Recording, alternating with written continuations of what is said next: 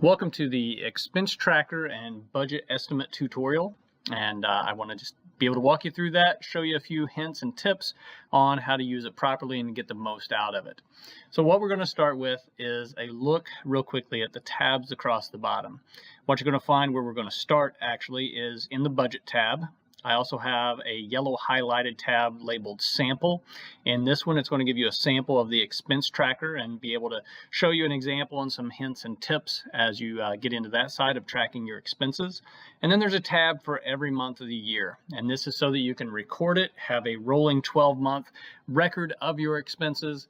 And then the last tab is going to be a summary where it pulls together the 12 months out of the year, and it's going to summarize those on one single sheet of paper so that you can see all of that information, see what the average spending is across the various months, and be able to use that information to help you develop a budget that is more practical and based on your lifestyle.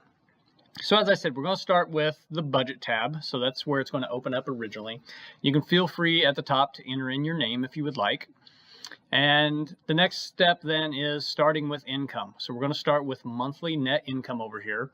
And what we're looking for is not gross income. So don't take your gross salary and divide it by 12 to come up with a monthly income. Actually look at your paycheck and figure out how much you're bringing home each month. We're going to try to simplify this by taking taxes, retirement contributions, healthcare costs, things like that, completely out of the situation. And let's just deal with what's coming home. So out of your salary, let's say you're bringing home $2,500 a month. Then that's what you're going to enter in here. And salary number 2, let's say it's another $1,500 a month. And then that's going to give us the total of the income. If you have more than 2 sources of income, just lump them together and come up with a total of your net income that you're bringing home. The first step then that we're going to look at is how much are we giving out of that. So let's say you're giving $400 a month.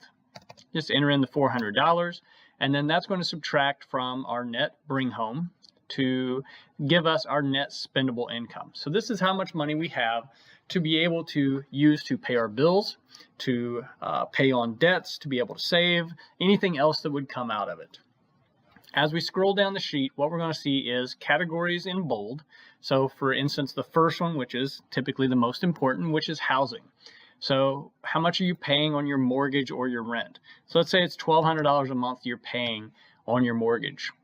And then it has home insurance and property taxes. Maybe this is actually escrowed in with your mortgage, but we're going to break it out to see how much we're paying. Maybe it's $125 a month for home insurance and another $150 a month that's going towards property taxes. Let's go ahead and list those. And then we're going to go down through utilities. I won't type in numbers for all of these. How much are we setting aside for maintenance? What do we think maintenance averages for the year? Maybe that's $100 a month that we think we're spending on maintenance for the house. And again, these are all just best guesses. This is our first attempt at trying to get a guess at what we think we're spending, what we should be spending maybe. And then we're going to develop, by tracking our expenses, we're going to look at what are we actually spending and how close are we to what we actually thought we were going to. One of the main problems with budgets is we have one perception that we think is reality, and in true reality, we're spending some different amount, and it could be vastly different, but we're going to figure that out pretty quickly. So that's the importance of this exercise. Next, how much are we spending on cable, TV, internet? Just lump those together, cell phones, and then anything else that's not included up here above. Let's go ahead and enter a line. You can type over the other category if you want to name what it specifically is. Next category is groceries and household. This is what I call the Walmart category. We're not going to look to, as we're tracking expenses, we're not going to look at separating out what we spent on groceries and toiletries and other items at Walmart. We're going to throw them all in the same category. You can break them out here if you would like to in these few different columns, but feel free that as we're recording them, whatever you spend at Walmart, let's just enter it in this category for simplicity's sake at this point in time. Again, we're just trying to get generalities of knowing where our money's going. Cars and gas. So if you have car debt payments, let's list them in here. How much you expect a month to be spending on gas, insurance, plates and taxes. And some of these things are going to be annual expenses. So maybe you only pay your insurance twice a year, your license plates once a year. Take what you're paying, divide it out so you know how much you would have to set aside each month to be able to make that payment. So if your car insurance is $600 every 6 months, that would be $100 a month. So what you would enter in this category is $100. and do the same for everything else that, as we go down. We got insurance next. Maybe life insurance is once a year and you're paying $300. Well, that would be $25 a month. So let's just think of everything in terms of monthly payments, because that's where we're starting with income, and that's what we want to just be able to equalize everything on a monthly basis. Down here we get to non-mortgage debts. So as you saw on the balance sheet, if you watched that tutorial, we had a Chase Visa card. So we can type that in, and our payment may be $75 a month. So let's enter in the $75 monthly payment we have. If we have other debts, student loans, medical debt, other things like that would fall in here that aren't in it. It's not a car payment, it's not a house payment. It's going to fall in this category. Let's just list these out so we know what we're paying in debts. On the other side, we've got a category for eating out. You can just go straight to the total column. Let's say we're spending $400 a month eating out. Let's go ahead and enter that in. Entertainment and recreation, clothing and haircuts. I mean, some of these things, we're just trying to think through what could these things be. We're going to lump them together. Whether you think it makes sense or not, we just want to be able to categorize things in a way that we can see how much money is going to those, and whether or not that's an appropriate amount. Next is medical expenses. So how much are you spending on the doctor, on prescriptions, on really anything that's going medical? And if you have a health savings account or a flexible spending account or something like that at work that you're using, you're contributing to it pre-tax or pre-bring home even, so it's not part coming out of your net pay, then we don't need to track the money that's coming out of your paycheck and then being used for medical expenses. So let's say you have a health savings account. You're contributing $100 a month out of your gross paycheck, and that's all you're using to pay for medical expenses. Then you don't really need to track anything in medical expenses, because remember, we started with your net income up here at the top. So out of your net income, really nothing went to medical expenses. So just don't worry about it if that's your situation. Under miscellaneous, just trying to think of what are these what if things that don't really have another category. It could be gifts that you're giving for weddings or birthdays, things like that. I even have pets under this category. Whatever other thing you might want to categorize, we're going to throw it in the miscellaneous column. And I'm not as concerned about what you're spending on miscellaneous unless that number gets pretty big. If we're seeing $500 a month on miscellaneous, we're going to want to figure out, where's that $500 going? Do we need to actually create a column for one of those expenses so that we can track it separately? But if you're seeing $100 a month going to miscellaneous, not a big deal. You probably have a decent understanding of where it's going and whether or not that's okay or not. The next category is fund money and cash. This is for just the cash that you're going to be spending. We all typically carry around a little bit of cash, and some will spend more cash than others, but it's hard sometimes to remember and be able to track where each dollar goes. So it's better to actually track it when we take it out. So how much money do we think we're taking out each month to use for cash purchases? Do we take out $100 a month from ATMs? Is it more? Is it less? That's the number we would enter in, and just enter it in the total column here. School and childcare. So if you have children, are you paying for their school, materials for school, transportation, childcare, any of those expenses? Let's go ahead and add those up, and that'll be their own category. And then the last category you're going to see, I actually have it highlighted in yellow and titled as optional. This is because I want to give you an extra column that you can use in the spreadsheets that may not be defined according to what I have there. And so let's say you have a home business. You can go ahead and type over this category, over the optional, type in home business. Now you've just created your own category that is feeding through to all the other spreadsheets, which you'll see here in a minute. And what are you actually spending that money on? So maybe it's supplies, postage might be another big thing for you, advertising.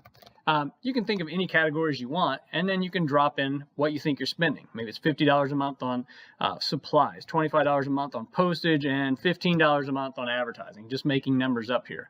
Then it's going to give you a total for that, and you'll see how this feeds over. So what it's doing is giving us then a total living expense number. It's adding up all the expenses we just put in. Down at the bottom, we see the summary. Here's our net spendable income. Here's our total living expenses. And here's how much we have available for paying off debt or for saving.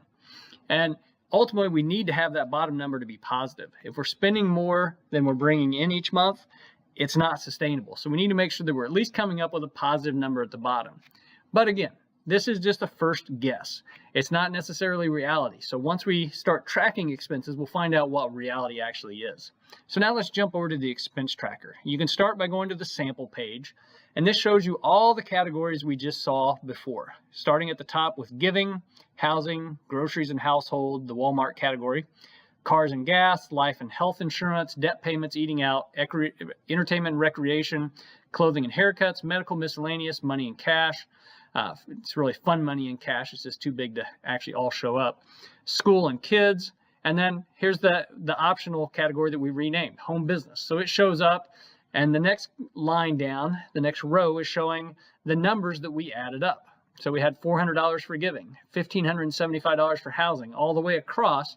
And then there's our total that we expect to be spending, along with a comparison to our net income over here to the right. And what you'll see is just a reminder and some additional details of what would fall into each of these categories. I've got some tips down here at the bottom as well as you get into it. So spend a little time looking at this sheet, come back to it as you're entering in your expenses as well. So now let's jump to an actual month. So let's say we go to February. What we're going to do is we're going to list our expenses by category and by day. So down the left-hand side, you'll see these rows are numbered 1 through 31. So it's got a space for entries under every category for every day of the month. And this is going to paint a picture to how frequently are we spending money in this category, and then also how much. So we've got our budget at the top. So eating out was $400. I'll use it as the example. And maybe we spend 25 here, and we go down a couple days, 30 here, 50 here, 20, and 25 there. You get the point. Go to the bottom, it's actually adding up. What is this month's total? Well, so far I've got $150 worth of expenses in there. My total was $400 at the beginning, so this month's plus or minus, I still have $250 left to spend in this category. And as I go down the month, let's say I enter another $30 here, that number keeps going down. So if I'm wanting to use this kind of like the cash in an envelope plan, what I'm seeing is how quickly am I going to be running out of money? And if I go into the red and run out of money and I'm negative in that category, maybe I should consider stopping and saving those expenses for the next month. It'll be up to you whether you want to continue to spend in it or not, but it's going to give you that information. And so you're going to do this for all of your expenses. The other side of it then is how and when are you getting paid? So I think the husband was making $2,500 in bring home a month. So let's say he got paid $1,250 on the 1st. And $1,250 on the 15th. You'll enter those numbers in as well, because at the bottom it's showing here's your total expenses for the month, here's your total income, here's your plus or minus. These are important numbers because we want to see in actuality how much are we spending, how much are we bringing home, and what is our plus or minus for the month. And we're going to do this for every month, and we're just going to continue to build a spreadsheet and build a database of what we're spending. After a couple months, we're going to want to sit down, look at this, and see what are we averaging spending in these categories. And that's where we go to the summary tab. If we go back here, what you'll see is in February, the only numbers I entered in were eating out and net income, but you see those numbers carried forward. So as we're spending in all these categories and recording those expenses, we're going to see a snapshot of what did we spend in February. What did we spend in March? What did we spend in April? And then down here at the bottom, it's going to average these out. And I have a calculator down here which calculates based on the number of entries you have, how many months you've entered in. And it's going to add up the totals of these columns, divide it by that number, and give us an average. And then it's showing us a plus or minus of our budget. So for eating out, we only had 1 month entered in, $180 total, which was $220 less than what we had budgeted. But as we get 3-4 months down the road, those averages are going to be very important because that shows us what we're really spending.